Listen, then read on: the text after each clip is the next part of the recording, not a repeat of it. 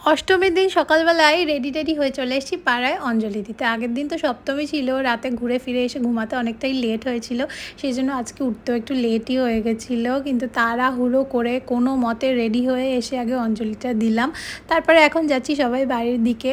বাড়ি গিয়ে ব্রেকফাস্ট করলাম, মিওমরের প্যাটি খেয়েছিলাম, তারপর ব্লিঙ্কিট থেকে কয়েকটা জিনিস নিয়েছিলাম, সেগুলোই চলে এসেছিলো। আর তার সাথেই নিয়েছিলাম মগু। আর এই করতে করতে দেখো কেমন বৃষ্টি চলে এসেছিলো, পরে অবশ্য কমে গেছিলো।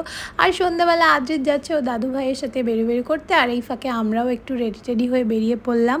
আমাদের পাড়ারই এই প্যান্ডেলটায় আসা হচ্ছিল না, প্রত্যেকবারের মতো এবারও খুব ইউনিক করেছে কনসেপ্টটা, আমার তো বেশ ভালো লেগেছে। তারপরেই এখান থেকে বেরিয়ে এই লাইটের সুন্দর জায়গাটা আমি একটু ছবি তুলছিলাম, আর এই মণ্ডপটায়ও চলে গেছিলাম যেটা বেশ ফাঁকা ছিল, সেখানেও বসে কয়েকটা ছবি তুললাম। তারপরে এখন আদ্রিতকে নিয়ে আরও কিছু ঠাকুর দেখব, আর তারপরেই আমরা চলে যাব ডিনার করতে।